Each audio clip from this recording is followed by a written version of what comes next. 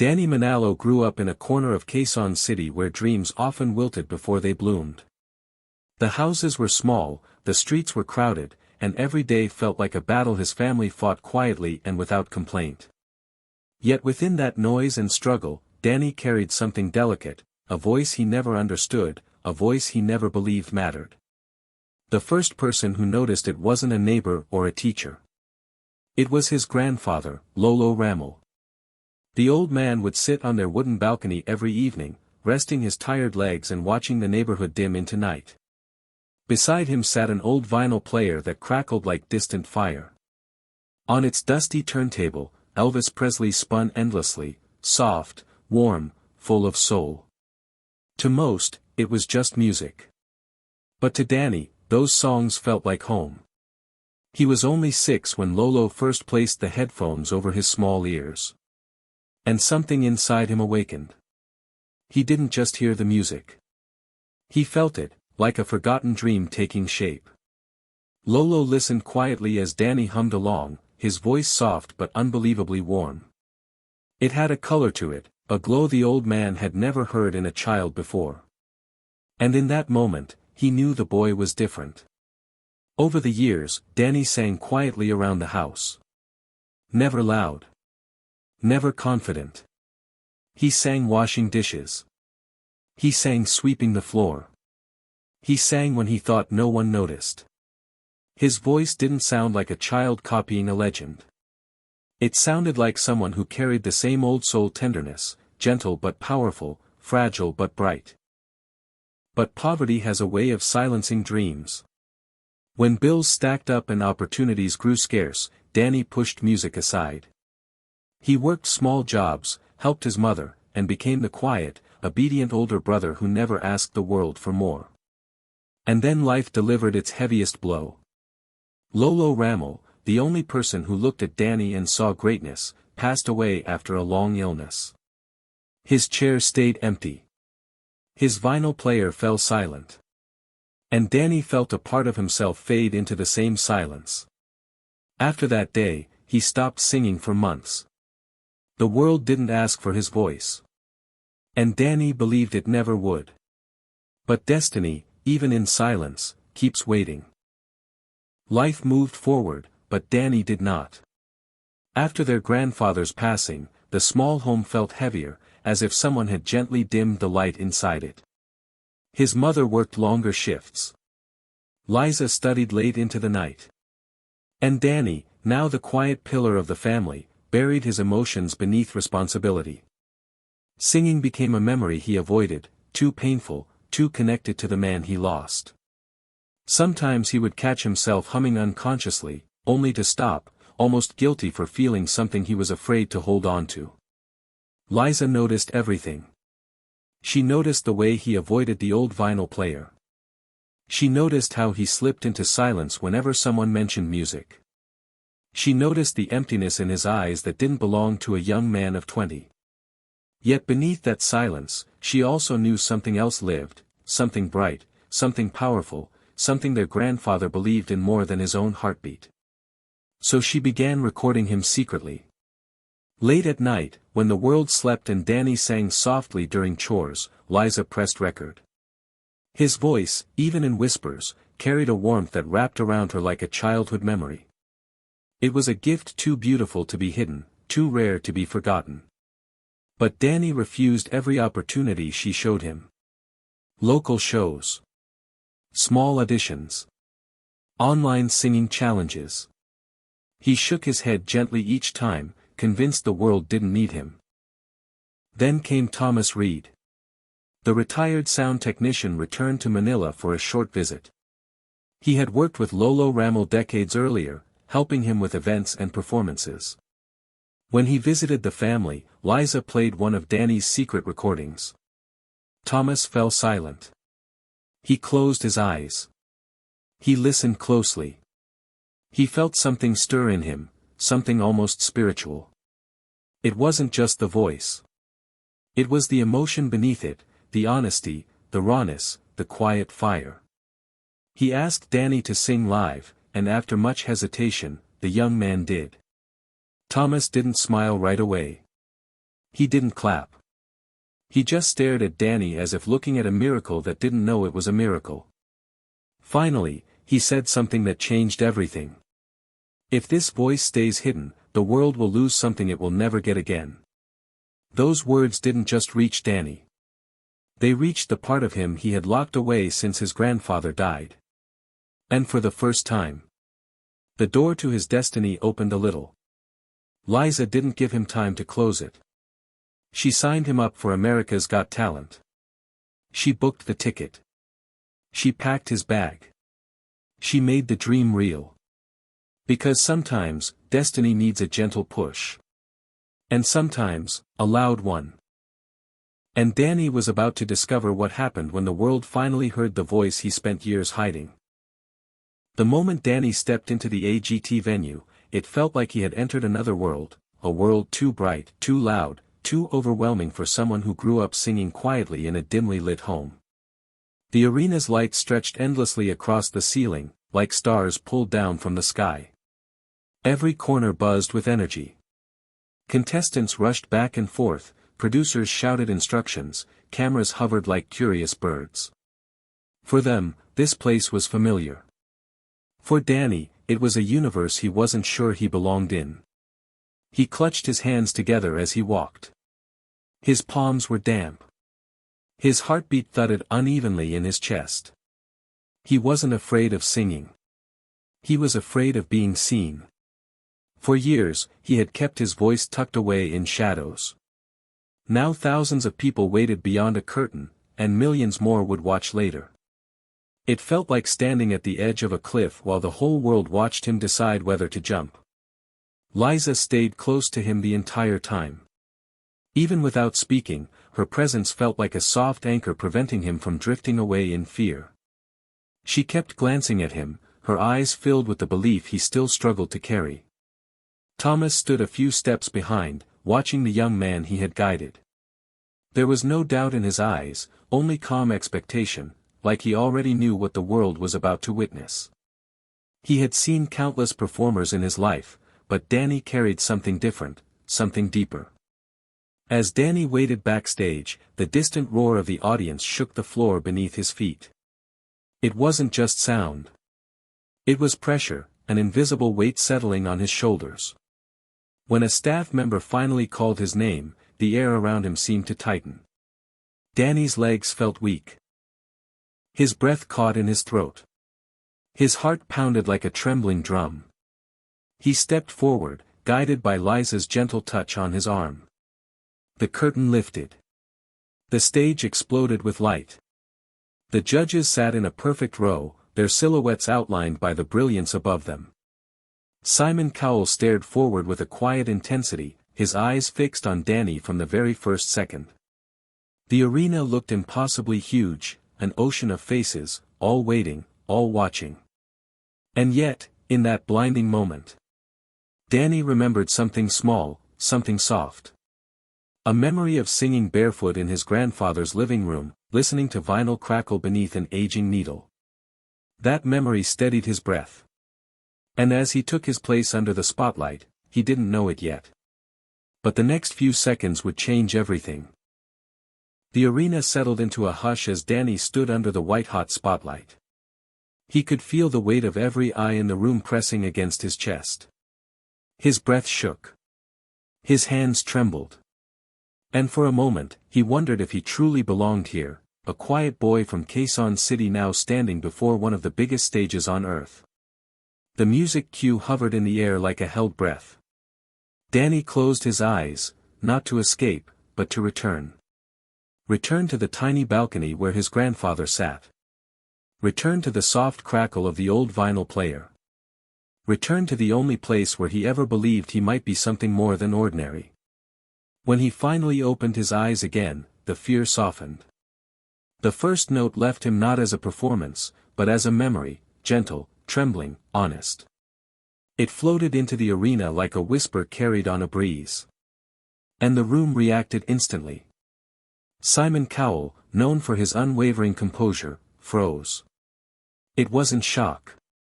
It was recognition of something real, something rare, something the industry hadn't heard in years.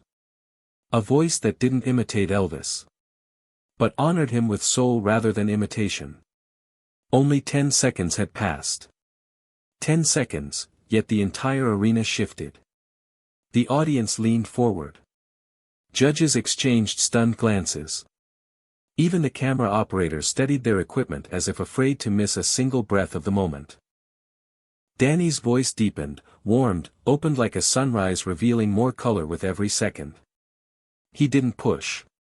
He didn't show off. He simply allowed the music to rise from a place inside him that grief had once locked away.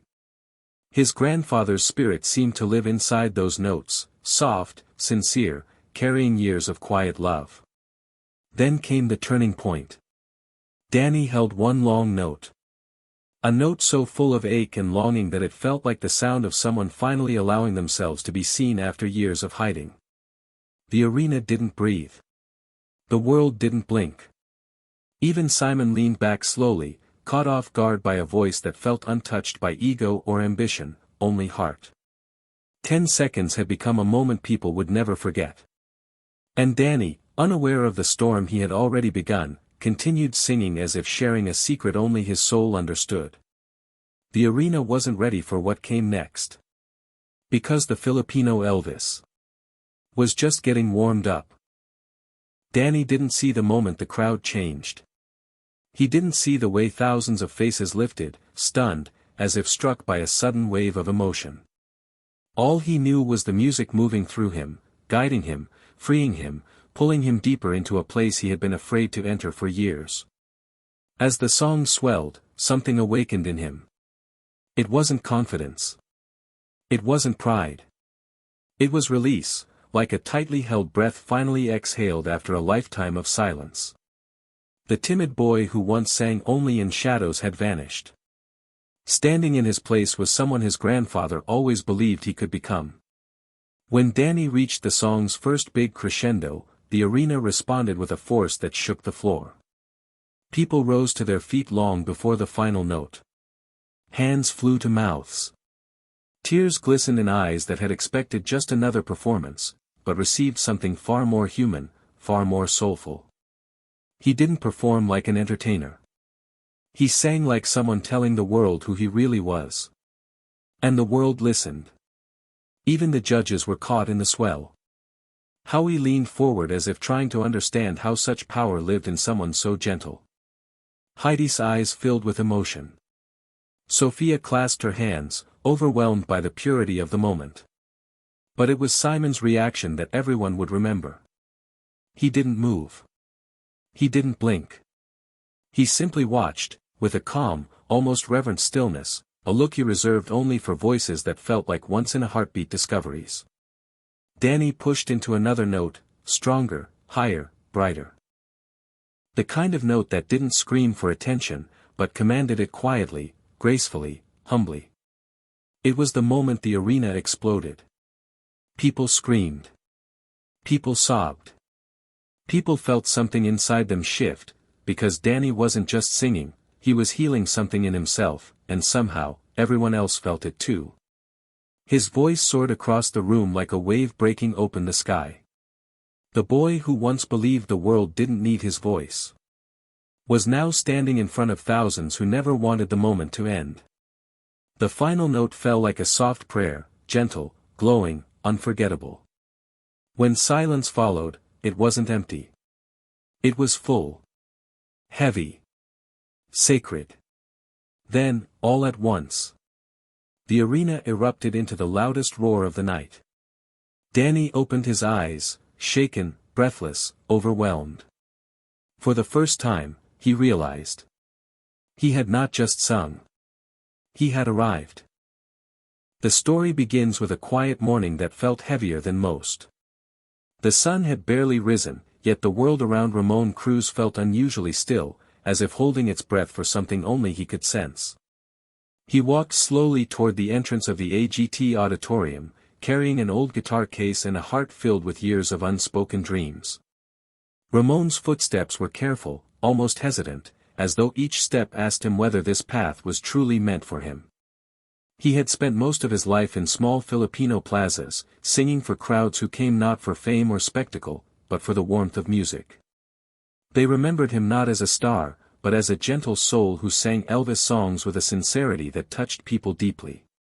Growing up in a humble coastal town, Ramon never imagined his voice would reach far beyond the waves that crashed near his childhood home.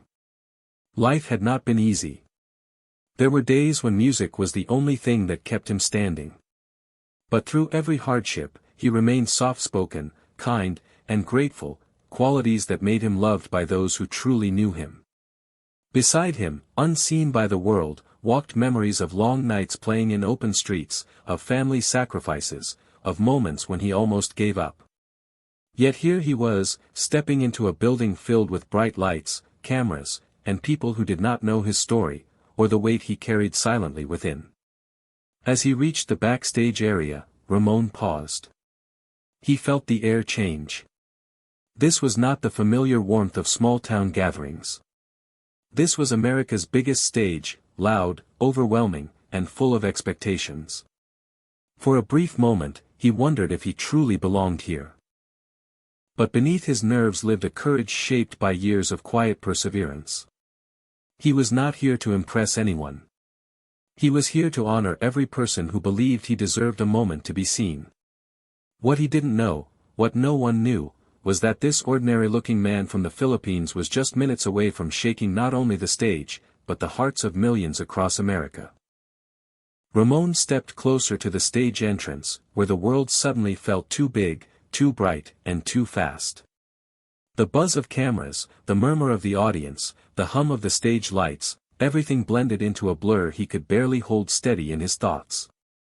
He breathed slowly, trying to calm the storm inside his chest.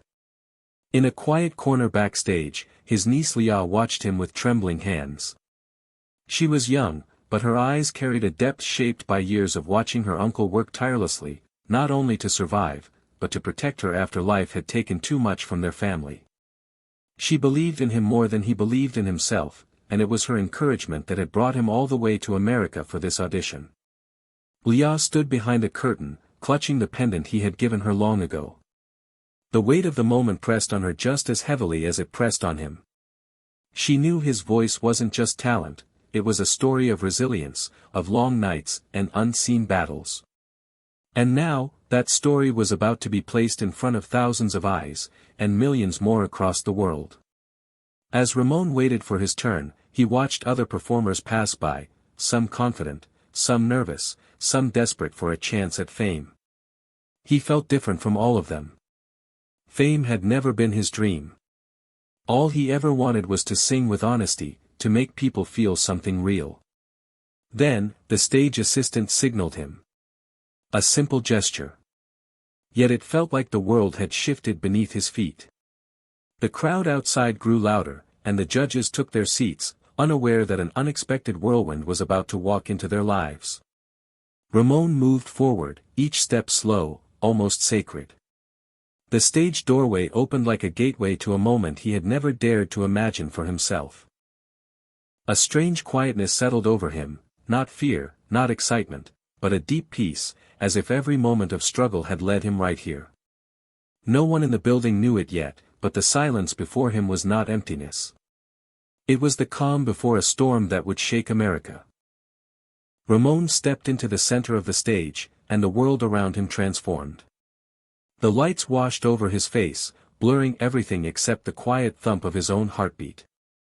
Thousands of eyes stared at him from the darkness of the audience, yet he felt strangely alone, as if the world had fallen away, leaving only him and the memory of every moment that led here.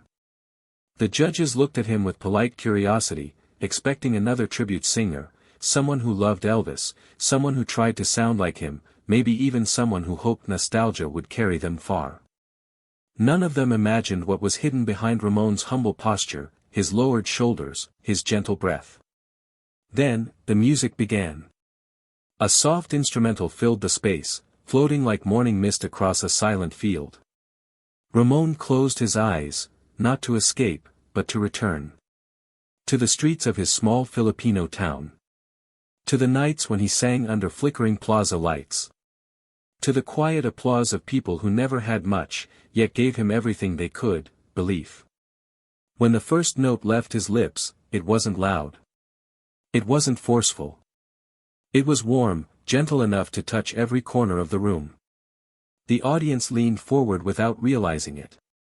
A shift, subtle but undeniable, crept through the arena. Then his voice rose. Strong. Golden.